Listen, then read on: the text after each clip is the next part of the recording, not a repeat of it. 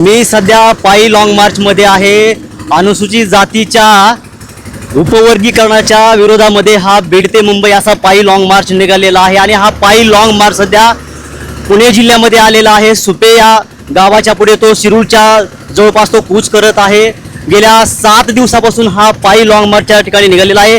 आपण या पायी लॉंग म्हणजे ते सामील झालेले जे आंबेडकरी चळवळीचे जे कार्यकर्ते आहेत त्यांच्याशी आपण संवाद साधणार आहोत की काय मागणी असणार आहे सरकारकडे आणि सरकारचा प्रतिनिधी आपल्याकडे आला होता का, आपण ती विचारणा करणार आहोत. काय मागणी आहे लॉंग मार्चमध्ये? हा बीडपासून मुंबईपर्यंत आपण हा पायी लॉंग मार्च काढलेला आहे. प्रमुख मागणी ही आहे की आरक्षणाचं जे उपवर्गीकरण करण्याची प्रक्रिया शासनाने सुरू केलेली आहे ती उपवर्गीकरण करण्याची प्रक्रिया शासनाने तात्काळ थांबवावी. नंबर 1चा मुद्दा. आणि ही उपवर्गीकरण प्रक्रिया सुरू करण्यासाठी शासनाने जे विविध GR काढलेत, जसं की सेक्रेटरीच्या अध्यक्षतेखाली 3 ह्याची कमिटी गठीत केलेली आहे. आनंद बदर कमिशन बसवलं, त्याचा रिपोर्ट सरकारनं घेतलेला आहे. ते स्वीकारला नाही स्वीकारला नंतरची बाब आहे. हे सगळे GR शासनाने रद्द करावेत आणि बदल समितीचा अहवाल सार्वजनिक करावा, जातीनिहाय जनगणना करावी, अशा मागण्यांसाठी, प्रमुख मागण्यांसाठी हा लॉंग मार्च आहे. त्याच्यातला हा वर्गीकरणाचा मुद्दा प्रमुख आहे. शासनाकडून काल मुंबई मंत्रालयामध्ये एक बैठक झाली आणि समाज कल्याण मंत्री संजय सिरसट यांनी काही महत्त्वाच्या लोकांसोबत ती बैठक झालेली आहे आणि साधारण 1 लाखच्या आसपास हरकती आलेल्या आहेत. तर तिथून तुम्हाला काही बोलून आलं होतं का पायी लॉंग मार्चमध्ये जे कार्यकर्ते चाललेले आहेत त्यांच्यासाठी? नाही, मला औरंगाबादचे एक जे कार्यकर्ते आहेत संजय सिरसटांचे, त्यांचा फोन आला होता की तुम्ही ह्याच्यामध्ये, तर आम्ही म्हणलं लॉंग मार्च आम्ही पैदल सुरू आहे, मी लॉंग मार्च सोडून कसं काय बैठकीला येणार, म्हणजे AC मध्ये बैठक करायला येऊ का, उन्हातानात आम्ही चालायला लागलो. जर सरकारच्या कोणत्याही प्रतिनिधीला जर आमच्यासोबत चर्चा करायची असेल तर त्यांनी लॉंग मार्चमध्ये यावं आणि इथं बैठक घ्यावी. त्यांनी असंही म्हटलेलं आहे किंवा कुठल्याही याच्यामध्ये घाईगडबडीत हा निर्णय घेतला जाणार नाही.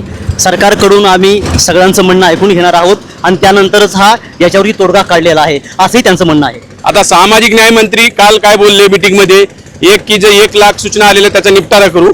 2 की जाती न्याय झाल्यावर आम्ही ह्याचा विचार करू. आता स्वतः देवेंद्र फडणवीस म्हणलेले आहेत की आम्ही 2 ते 3 महिन्यात वर्गीकरण लागू करू.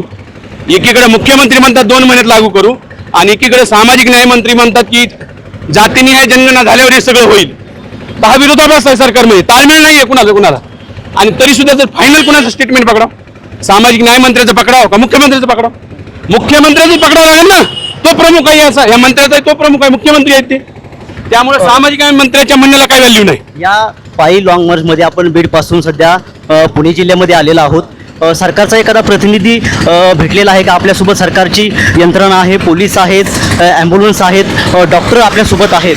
आपण या असल्या उन्हामध्ये पायी जात आहात.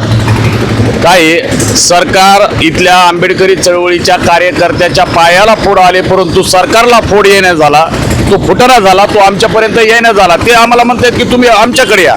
अरे आम्ही आमचा लॉंग मार्च सोडून तुमच्याकडे काय यावा? आम्हाला आमचंही काय, आम्ही या लॉंग मार्चमध्ये सहभागी आहोत, पायी चालतोय. तुम्हाला जर चर्चा करायची असेल तर या लॉंग मार्चच्या ठिकाणी तुम्ही या, सर्वसमावेशक चर्चा करा. हे कोणा एकाच्या नेतृत्वाखाली लॉंग मार्च काढलेला नाही, याला सामूहिक नेतृत्व आहे.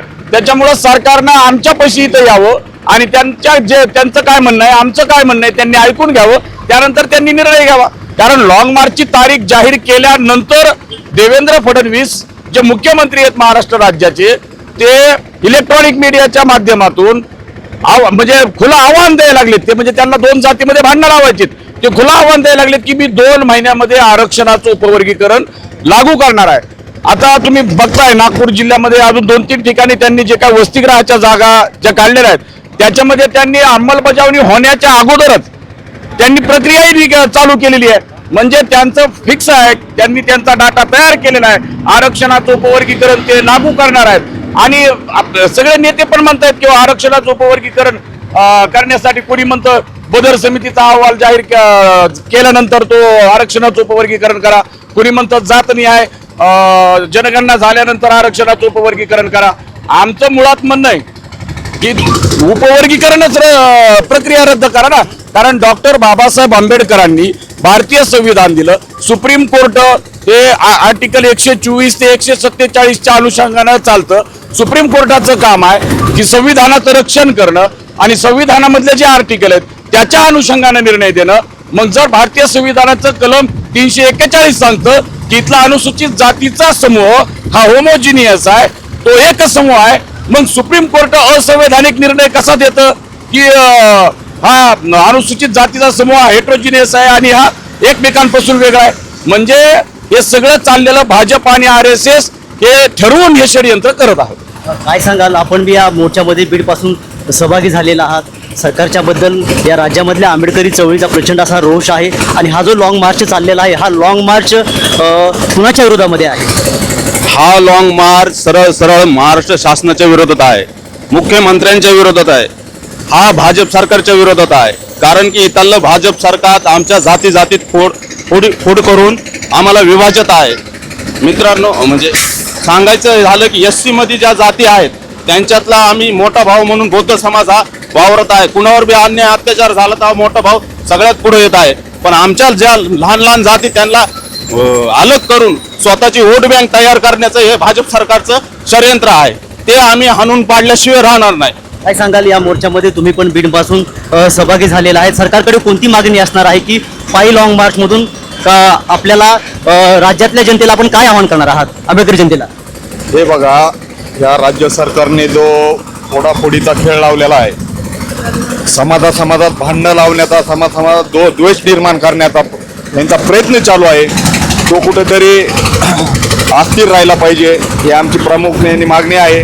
आणि जो उपवर्गीकरणाचा आरक्षणाचा जो ह्यांनी घाट घातलेला आहे तो कुठेतरी थांबला पाहिजे. या मागणीसाठी, ही प्रक्रिया थांबवण्यासाठी या मागणी घेऊन आम्ही मुंबई मंत्रालयावर जात आहोत. आपण बघू शकता ऊन किती पडले. आम्ही आज 8वा दिवस आहे, पायी चालतो. पण या सरकारला जाग येत नाही. गेंड्याची कातडी घालून बसलेली सरकार जी युतीमध्ये बसलेली त्यांना कधी जाग येणार नाही. आज भीमसैनिक आंबेडकरवादी प्रत्येक कार्यकर्ता रस्त्याने चालतोय. या ठिकाणी वयस्कर सुद्धा आहेत. आमच्या लॉंग मार्चमधील भीमसैनिकांची प्रकृती खालावत आहे. आमचे 2 पेशंट सध्या नगरच्या जिल्हा रुग्णालयात दाखल आहेत. तरी या सरकारला या माध्यमातून मी असा इशारा देतो की उपवर्गीकरण प्रक्रिया कुठेतरी थांबवली पाहिजे.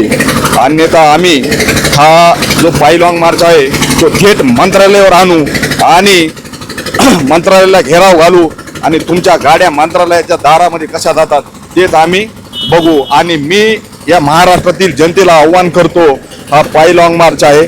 आम्ही आज 8 दिवस झालं पायी चालतो. आम्ही बायका, लेकरं, घरदार सोडून आम्ही या रस्त्याने चालत आहोत मुंबईच्या दिशेने. तरी या लॉंग मार्चमध्ये आपण मोठ्या संख्येने सहभागी झालं पाहिजे. हा अस्तित्वाचा लढा आहे. हा कुठेतरी आपल्याला जे षडयंत्र रचलेलं या BJP सरकारने, या मनवादी सरकारने हे आपल्याला हाणून पाडायचं आहे. आणि हा लॉंग मार्च कोणत्या जातीच्या विरोधात नसून तो या मनोवादी विचारसरणीच्या BJPच्या विरोधात आहे. आणि मी जास्तीत जास्त आव्हान करतो, आपण जसं पुढे जात आहोत तसे ज्या गावं लागतील या माध्यमातून सांगतो की आपण या लॉंग मार्चमध्ये सहभागी झालं पाहिजे. एवढंच बोलतो, थांबतो. जय भीम. माझ्यासोबत या पायी लॉंग मार्चमध्ये माजी सैनिक सुद्धा सहभागी झालेले आहेत. त्यांच्या देखील आंबेडकरी समाजाप्रती आणि या लॉंग मार्च प्रति राज्यातल्या आंबेडकरी जनतेला काय त्यांचं आव्हान असणार आहे आपण त्यांच्याशी जाणून घेणार आहोत. काय मागणी असणार आहे सरकारकडे? आपण सुद्धा देशाची सेवा करत आज आपण या पायी लॉंग मार्चमध्ये सहभागी झालेला आहात. माझी आंबेडकरी जनतेला अशी मागणी आहे की सध्याचं सरकार जे आहे BJP RSS धार्जिन सरकार हे मागासवर्गीयांच्या विरोधात, मुस्लिमांच्या विरोधात पूर्णतः बेकायदेशीर कारवाया करीत आहे. आणि त्याच्यातलाच एक भाग म्हणून संविधानिक जो आम्हाला अधिकार आरक्षणाचा दिलेला आहे तो नेस्तनाबूत करण्यासाठी ह्या सरकारने हे षडयंत्र उपवर्गीकरणाचं इथं लादलेलं आहे. ते उपवर्गीकरण या जनतेने जास्तीत जास्त प्रमाणे मोर्चात सामील होऊन या मोर्चाला यशस्वी करावं. नक्कीच आपण बघू शकाल की बीड ते मुंबई असा हा जो पायी लॉंग मार्च आहे सरकारच्या विरोधात तो निघालेला आहे. तो हा जो पायी लॉंग मार्च आहे, हा पायी लॉंग मार्च कुठल्याही जातीच्या विरोधात नाही तर हा सरकारच्या विरोधात आहे. असं पायी लॉंग मार्चमध्ये सहभागी झालेल्या आंबेडकरी कार्यकर्त्याकडून बोलण्यात येत आहे. तर दुसरीकडे आरक्षणाच्या उपवर्गीकरणाच्या अबकडच्या समर्थनामध्ये या राज्यामध्ये मातंग समाजाचे देखील मोर्चे निघत आहेत. तुर्तास राज्य सरकार या अबकडं आरक्षणाच्या बाबतीमध्ये काय निर्णय घेतो आहे हे येणाऱ्या काळामध्ये आपण आपल्याला कळणारच आहे की आज आपण बघू शकाल की या पायी लॉंग मार्चमध्ये उन्हामध्ये हा आंबेडकरी समूह मोठ्या संख्येने सहभागी झालेला आहे. टाइम्स TV साठी मी सुनील डोंगरे, पुणे.